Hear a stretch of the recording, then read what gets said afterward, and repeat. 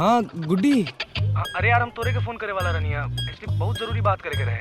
हमरा के तोहरा से कोनो बात नहीं के करे के। तू हमरा से 8 दिन के वादा कई के गइल रहलन ना, और आज 9वां दिन हो गई। अब हमार बात सुना। हमनी के अब हुई मुलाकात और साथे साथ हुई मुक्कालात।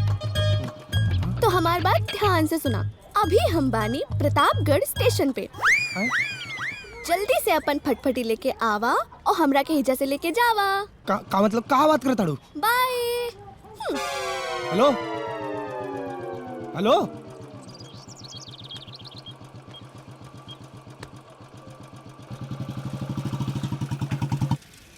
यात्रीगण कृपया ध्यान दें। प्रतापगढ़ से होकर दिल्ली जाने वाली ट्रेन प्लेटफॉर्म नंबर 3 से रवाना होने वाली है। ए चोरनी,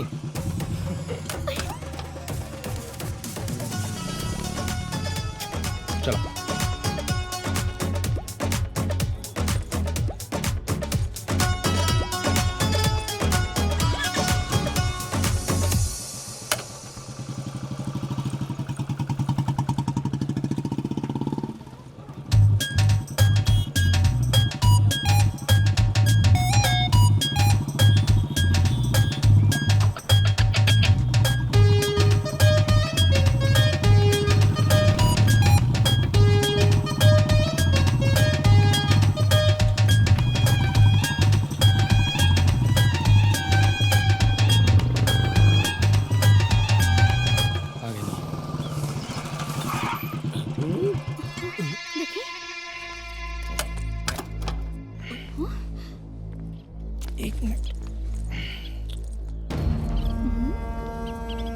हमारे मामा लोग हैं। नमस्ते काला। का एकरा के कोनो होटल समझ ले बाड़ा हैं कि जो मन करे केहू मुंह उठा के चल आई रही या चल जाई।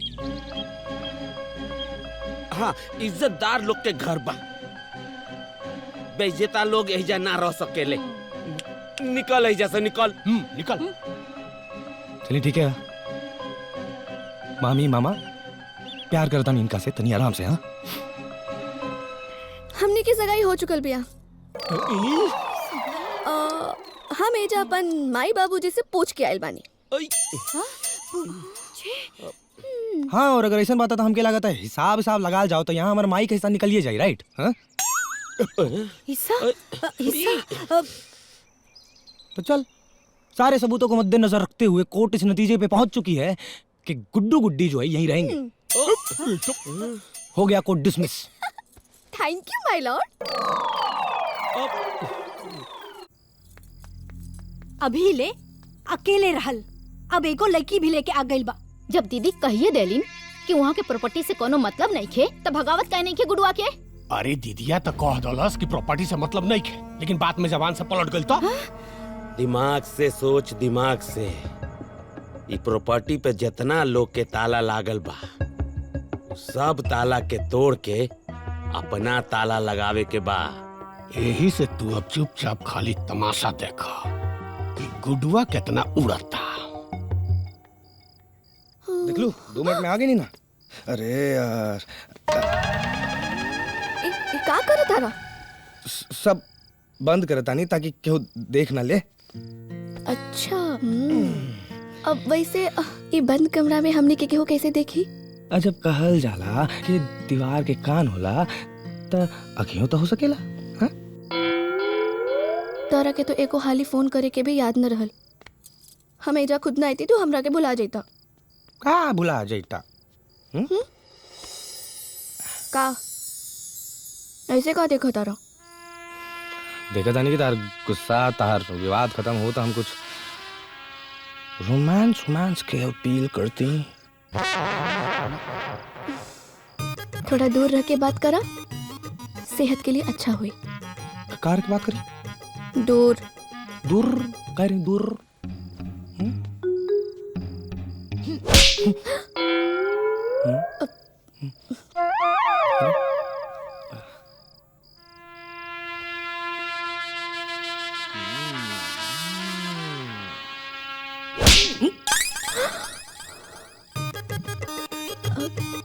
का भाई? हाँ, का तरल हुआ तू? ओए ब्लशेस।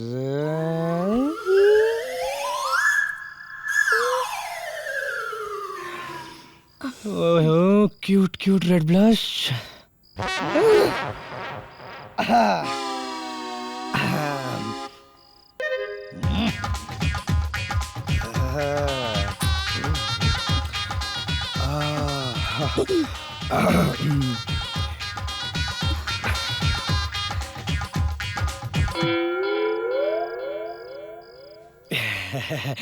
तारा के तो मालूम बा, घबरा जानी तो पटाख से एकदम 2 मिनट में जाता नहीं, 2 मिनट में आता नहीं। तो तू है जरूर पानी लेके आई। दूध कुछ बाबू। अरे यार पापा ये क्या कर रहे हैं? बेशरम। एगो बात बताओ, मैंने ये बात के तो के ख्याल ना रहल कि कमरा में हम बानी। बाबूजी हमके हमके माफ कर दी। जोश के चक्कर में हम तो भुलाइए गेल रहने की आप वो ये कमरे में बानी। सच सच बताओ, ये तो चक्कर कब से चल रहा बा? अरे ये चक्कर तो बहुत पुरान बा बाबूजी। हाँ, और अब माई के आदेश से ये हमारे पीछे घन चक्कर हो गई बाड़ी। ओ तो तुम्हारे मैया को बताओ। अरे बाप जी सबके सब पता। अरे बाप जी एक बात बताओ, भूलिए गई नहीं आपके, हमार सगाई हो गई बा। अब तक खाली शादी होकर बाकी बा। तो तू पहले कहने बतौले हम कई बात। अरे बाबूजी सब कुछ ऐसे ही इतना जल्दी जल्दी में भाई, और आप ऐसे ही अचानक से सामने आ गए नहीं, हमको तो समझे में ना आयल कि क्या करी। अच्छा बाबूजी एक बात पूछे करे इम्पोर्टेंट। अब तो आप इनका के देख ले बानी। हाँ। कैसा लागे ली आपके? पतो बहुत सुघर हो। बाबूजी तनी आप तनी 2 मिनट खातिर आप 12,000 के हम 2 मिनट में बात करके आ जाता ना। बेशरम कहीं के। जय साईनाथ महाराज की जय हो। एक और खातो है, ऐसे कुतर कुतर के खाता हूँ। अब न खाए। नौटंकी मत कर ज्यादा। अरे ते का सोच ले कि 40 किलोमीटर दूर से यहाँ आई बे, हमनिया के गांव के लोग हमनी का पटदार बना देबे, हमनी के दोनों भाई चुपचाप देखत रहे जा। सुन गुड्डू, ये खाली जमीन के लड़ाई नहीं खे, ये लड़ाई महाभारत के लेखा बा। अच्छा आगे? ते ई महाभारत में मत कूद, ओमे बहुत खून खराबा लिखल बा। अच्छा तो लोग मामा होके जमीन की धमकी देता लोग है? अरे यार जब कंस जैसन ताड़ा मामा कुछ ना कर पौलस, तू लोग का कर ले बा? का कर ले बा? चले को बात बताओ लोग। हाँ? जीवन भर तू लोग नाना की कमाई पे पलत आ रहा बड़ा लोग है, उनका बैंक बैलेंस तक चूस लेला तू लोग है, उनके पेंशन पर पलत रहा लोग। बात करते हुआ कवरा माई के बारे में सोच रहे हुआ है। अरे जब शादी के बाद बेटी पराई हो गई तो बेटा काहे ना, क्या बात करते हो यार तू लोग है? अरे जब तू लोग भाई होके एक दूसरा के बारे में ना सोचला तो लोग बहन के बारे में क्या सोचबा? हैं? खाली अपना अपना मेहरारू के बारे में सोचा लोग, ठीक है ना? अरे यार भाई होके आपस में तकरार तो ताकत खत्म हो गई ना। एक बात सुना लोग, अकेला चना ना अब भाण ना फोड़ सकेला। बोली ये हमारे शिक्षा का असर हो। चला यार। सही कहा था, रउआ सबके यह प्रॉब्लम के चलते तीसरा केहू बीचे में कूदे के तैयार हो गइल बा। हाँ, अभी बड़ा बकार निकला था मुंह से, तो हरन वाल का होके का बड़ा शौक रहे, बतियावत है। अच्छा जी, हाँ? दुनिया भर के दहेज लेके राउल भयो आयल रहे और रोटी मिलावत के इनका कमर भी चुकात रहे, हम इनका नौकरानी बानी। इतना झूठ बोलता नहीं रहुआ है? खाए वाला इतना लोग रहे तो हम अकेले रोटी खाए बेली? देख ढेर बोलबे ना तो तोहर मुंह थूर दे। हाँ हाँ हम बहुत कमजोर बानी ना, आई ना मुंह थूर के दिखाई ना। मुंह लग बे हमरे। हाँ हाँ लगा, का कर ले, हाँ, का कर ले। हाँ, हो जाए एक तक, हाँ, फरियाला लगे। हाँ। हो गए? हैं? अब हम कुछ बोली? दोनों जाने चुपचाप सुना लगी जा। हमनी के दोनों भाई कोनो पैदा होते ही अलगा ना भई नहीं जा। तो हमनी के जब घर में अइला लगी तब से ये समस्या शुरू भई। हाँ भैया, रहुआ बिल्कुल सही कह रहल बानी। हमनी दोनों भाई के बीच में बचपन से कोनो लड़ाई ना रहे, जब से हमनी के बियाह भइल बा लड़ाई तब से शुरू भइल बा। वैसे एक बात कहीं भैया, ये गुडुआ बड़ा मार्का के बात कह के गइल बा कि एक अकेला चना भाड़ नइखे फोड़ सकत। सुना तहनी लोग के जतना लड़ाई करे के बा ना तहनी लोग लड़, लेकिन हम दोनों भाई आज के बाद से ताउम्र एक साथ रहब जा। जितना लड़े के बाद तहनी लोग के लड़। चलो भैया चलो।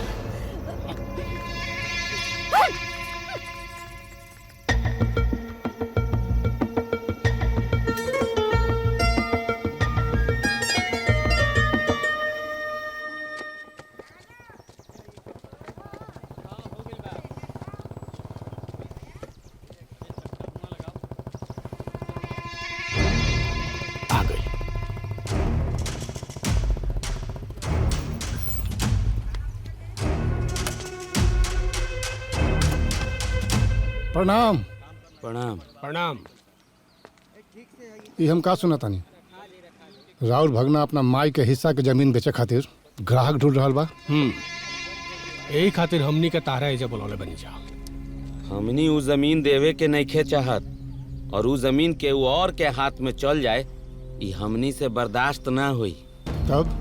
तभी कि अगर हमनी के अपना तरफ से एक्शन लेता नहीं जा तो मामला कमजोर पड़ जाए। तारा क्यों कुछ बोली ना, फिर भले हमनी के जमीन ना हो पाए, लेकिन कोनो औरी के ना होके के चाहिए। ऐसा मौका के तो हम तलाश में रही ले। कल शनिवार है, परसों रविवार, रजिस्ट्री ऑफिस बंद रहेगा। ये मामला आज के आज क्लियर होके के चाहिए, और ये मंगल काम हमरे हाथ से होके। शाबाश।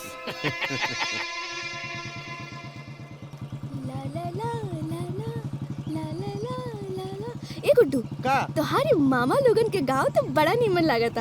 हमरा के ना ये आम के बगीचा देखे के। यहाँ के आम में गुठली ना होला। चलो रोका रोका रोका। यहाँ का गोबरे पे रोकनी का।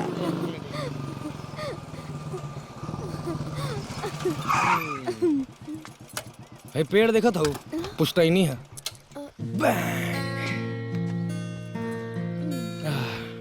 और कैसा लगता है यहाँ के हवा? हवा निक बा। एक बात बताएं। हाँ हाउ देखा था? हाँ रुक। हाउ हाउ देखा था?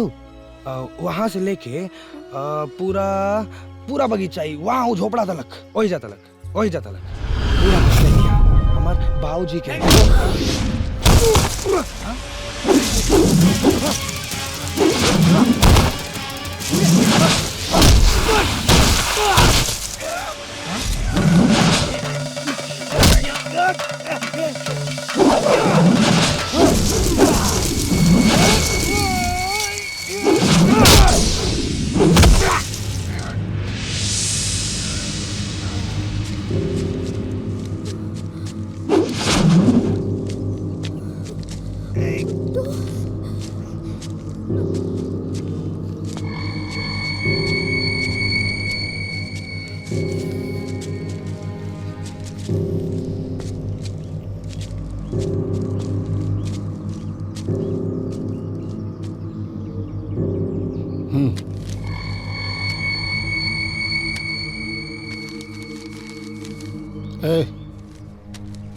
चल अपना जमीन हमारा नाम कर दे,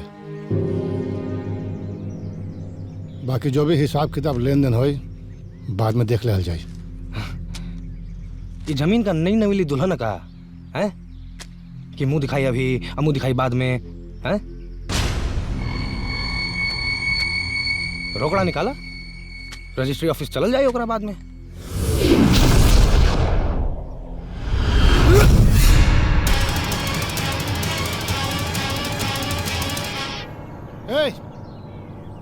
उठा के डाल एकड़ा गाड़ी में।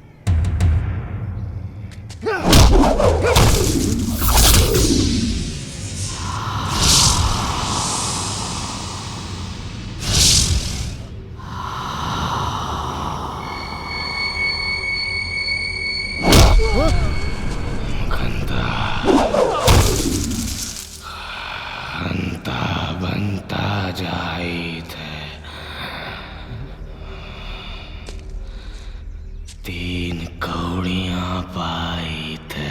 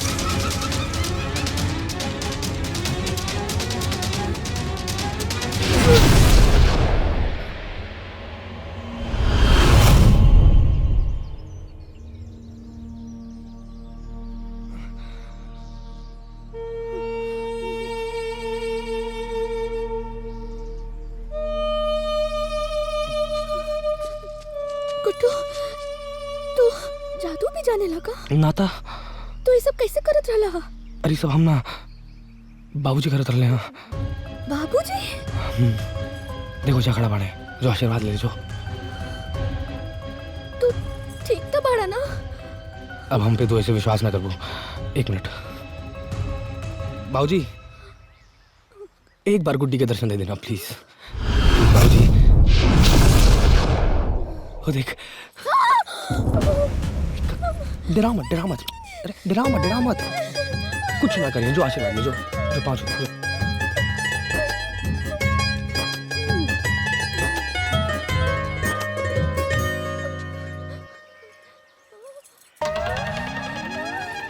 खुश रहा खुश रहा।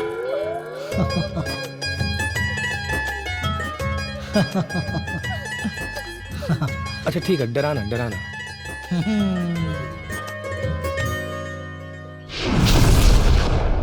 एक एक ईंटा गिन के थोड़ा मिला के रखी हो। अरे आराम आराम से।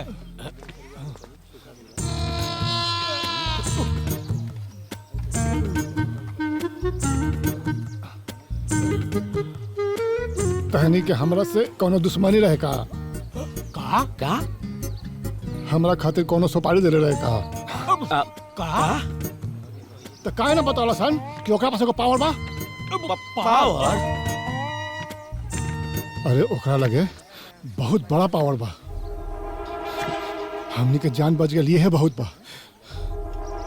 और तोहनी ई जमीन के सपना देखल भूल जो। अरे अब वो जमीन मिले वाला नहीं खे तोहनी के, भूल जो भूल जो भूल जो। बुझाता गुडुआ से लात खइला के बाद एकर दिमाग के नस अपन जगह छोड़ देले बा। पावर। अरे तू सुना तारू? जी। अरे तनी एक गिलास पानी ले आओ। अरे एक गिलास पानी ले आओ ना।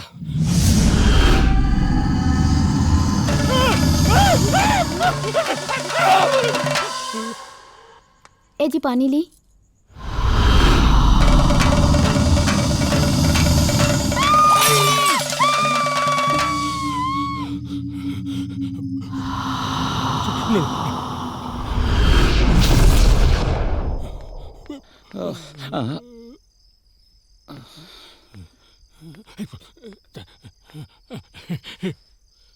ऐजा काहे बैठल बन बे?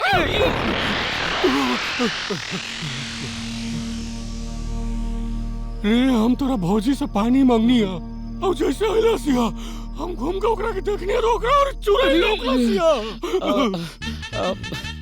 पानी तो हमहू मांगले रहनी हा। पनिया लेके आईली हा, हमरा देख के भाग गईली हा।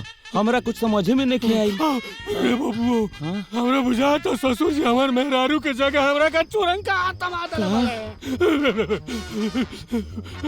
अरे बड़का भैया, राउर दिमाग में नू राजा भैया के बात घुस गईल बा। हाँ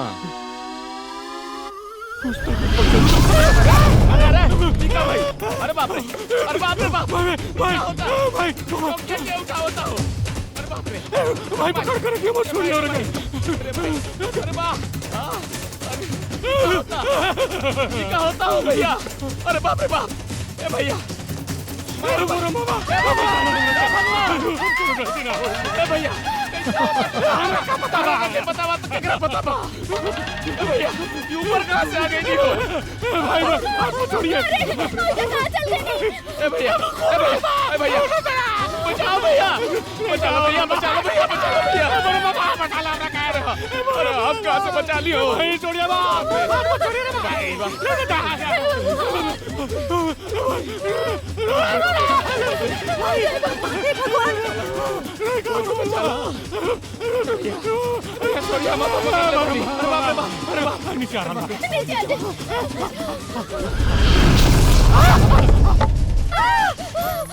चौकी में भूत धाई ले कभी ऊपर कभी नीचे बर्बाद हो गई हमारा हर जगह भूत दिखाई देता अरे बाप रे हम दोनों भाई भूत बने अरे बाप रे अंदर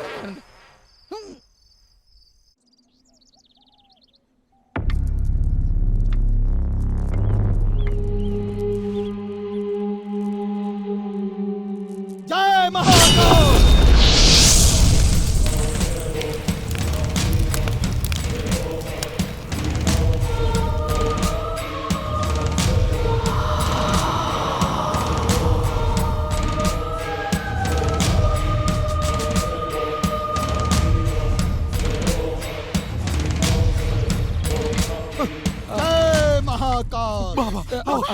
जय महाकाल। प्रणाम अरे ये हमके प्राण संकट में फसल बरा हुआ हम इतना देर कदा नहीं हमनी के कब से और इंतजार करत रहनी है जा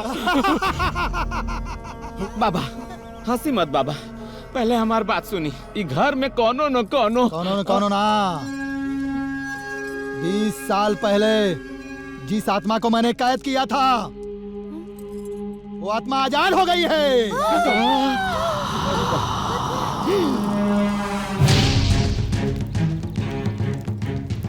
ओम ह्रीं क्लीं चामुंडाय विच्चे ओम ह्रीं क्लीं चामुंडाय विच्चे स्वाहा।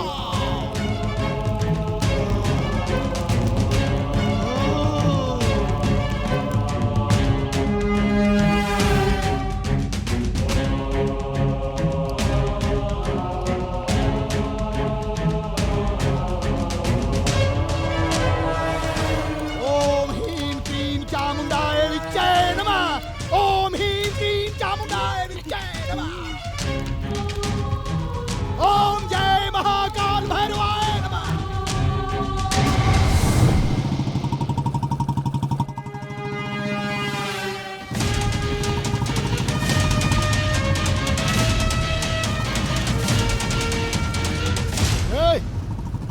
मारे काके ओम ह्रीं ह्रीं केतवाय नमः। आना पड़ेगा।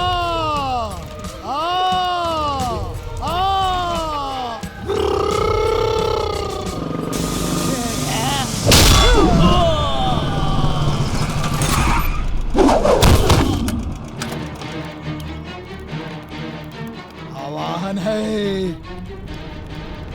ओम जय महाकाल भैरवाय नमः।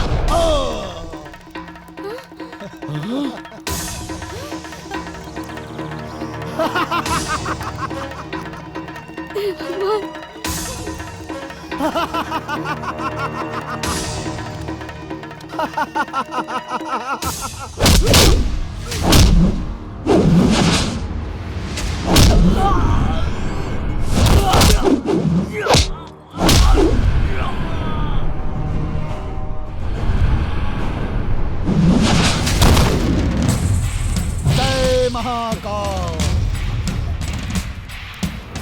ओम ह्रीं क्लीं विच्चाय नमः। ओम ह्रीं रवाय नमः।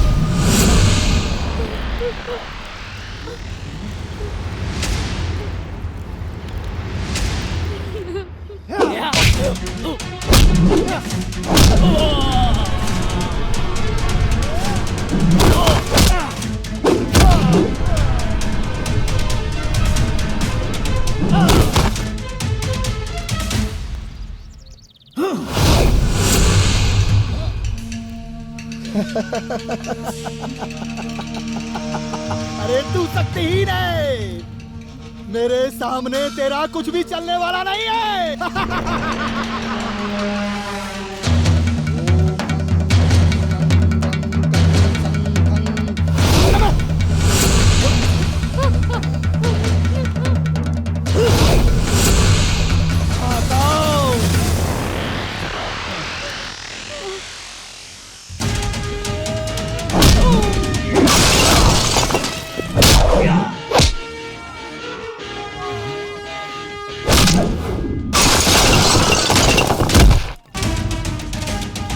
ओम ह्रीं क्लीं सोमाय नमः।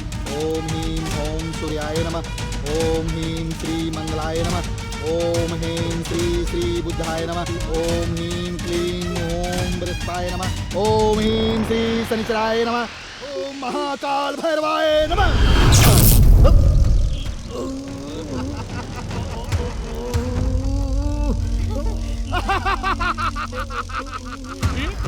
जय महाकाल, जय महाकाल।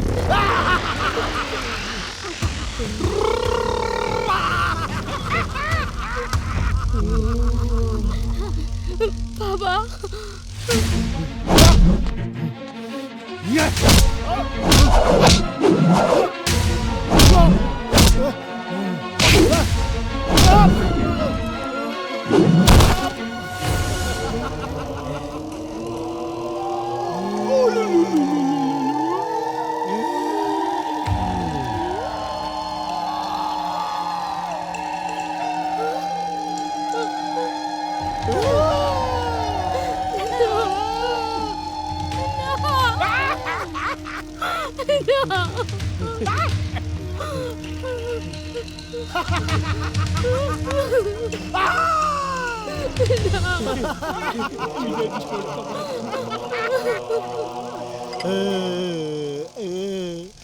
आ जाओ,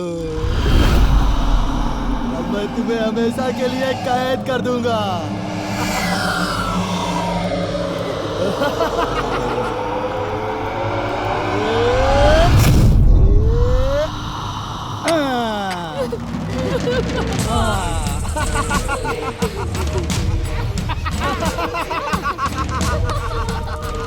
सुनो, मैंने अपना काम कर दिया है।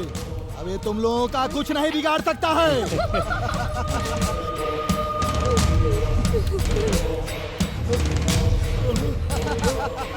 तुम लोगों को जो भी करना है कर सकते हो। जय महाकाल, जय महाकाल।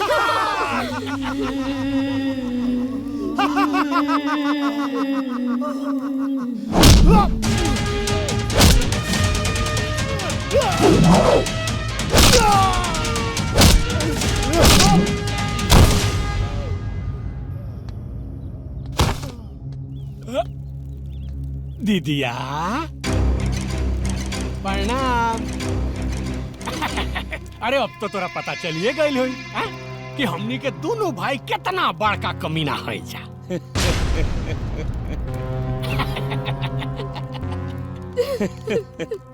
दीदिया, ए दीदिया, ई जीजा जी के आत्मा देख के कैसन लागता?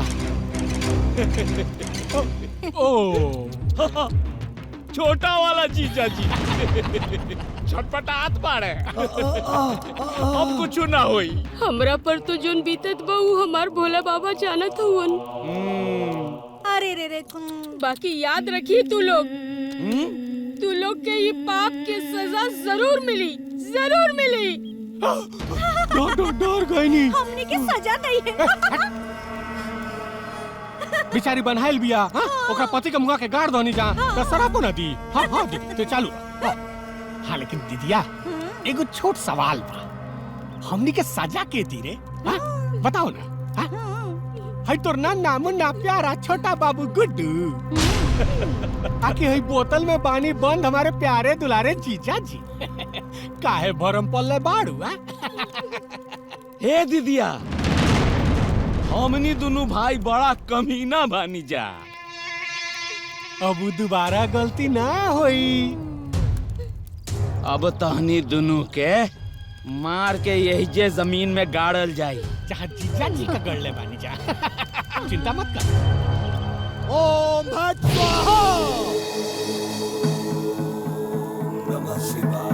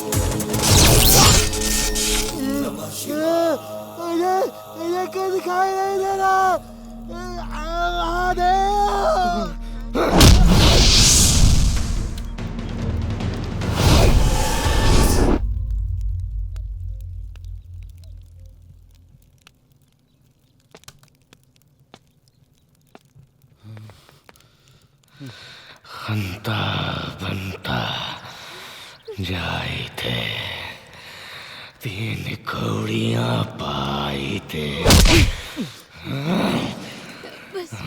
गंगा में बहाए थे।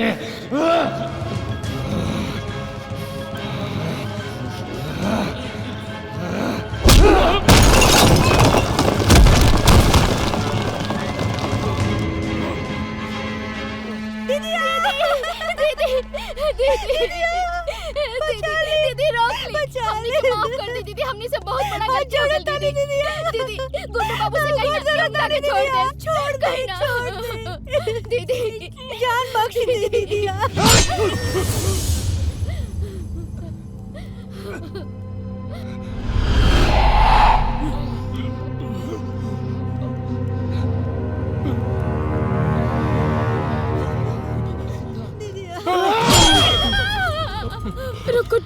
गुड्डू छोड़ दे बेटा, छोड़ दे। भले ही सौतेला हुआ हाथ एकनी के हमार भाई ना।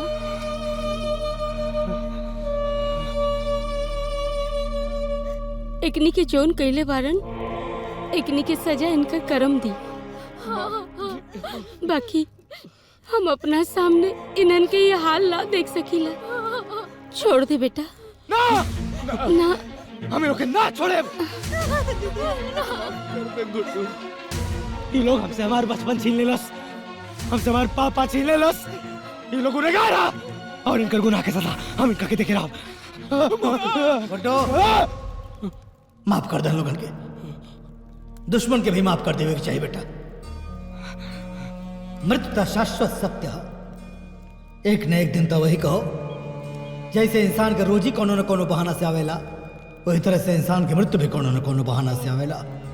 ओकरे बाल का खान ना निकाले के चाहिए बेटा। है बेटा, माफ कर दे, क्षमा कर दे ना लोगन के। भैया भागो, भैया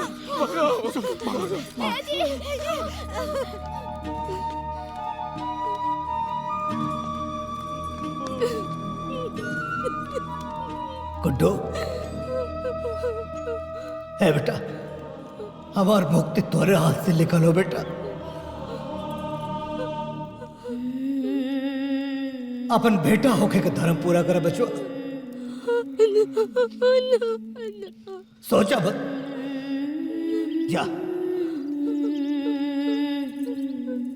पापा आप हमके छोड़ के चल जाए ना बेटा, यह विधि के विधान हो। जा।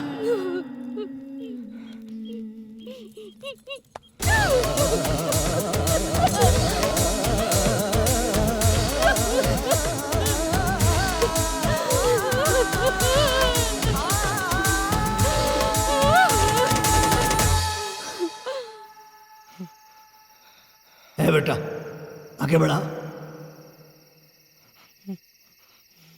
है बेटा, यहाँ सब आयल बजाए खातिन दुनिया में। आ चला आगे बढ़ा।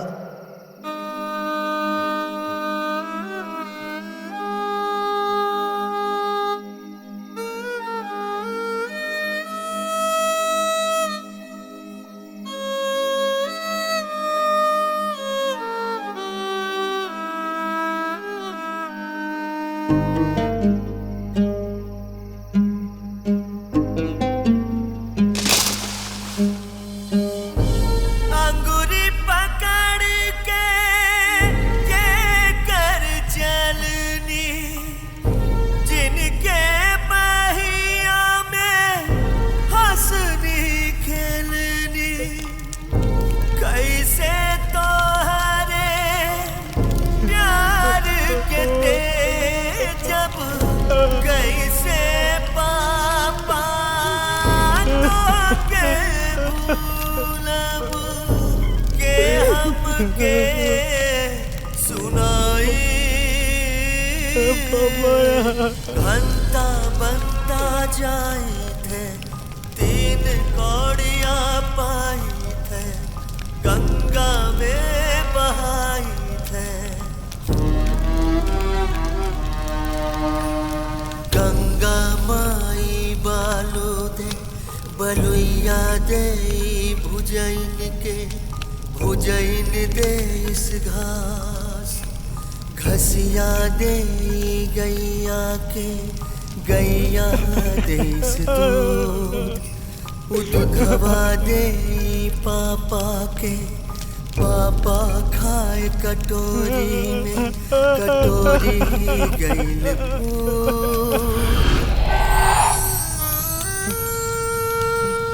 पापा गैल पापा गैल पापा गैल पापा गैल